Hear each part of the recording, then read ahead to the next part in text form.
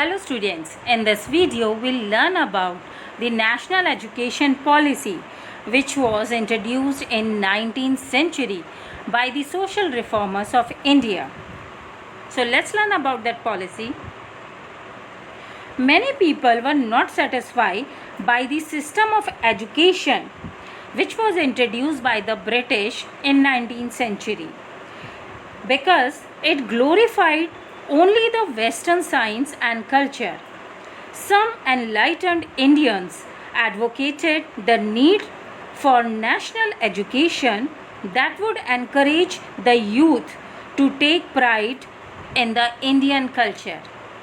And because of this, the first step in this direction was the setting up of the National Council of Education in 1906.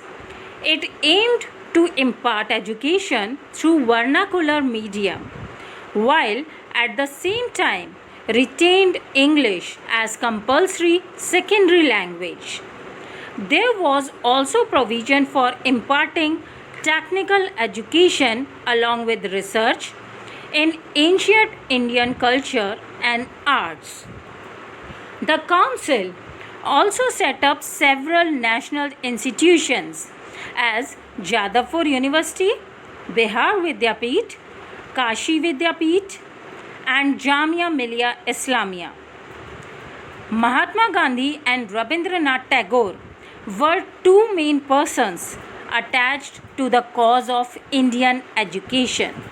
So let's learn about these two personalities. Mahatma Gandhi. He was very critical of British education. According to him, English education made Indians to see Western civilization as superior and our own civilization as inferior. Gradually, Indians educated in these institutions started admiring the British rule. Therefore, he urged students to leave British education and proposed an alternative, which is popularly known as Nai Talim. He was in favor of an education system that would impart practical knowledge and make a person self-sufficient. He believed that the Western system of learning did not promote love and respect for one's own culture and motherland. Rabindranath Tagore.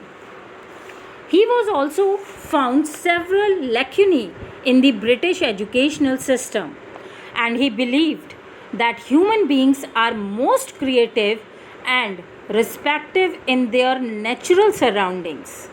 A classroom with four walls will automatically block the mind of a student. Tagore practically followed his philosophy by opening his dream educational institution at Shantiniketan.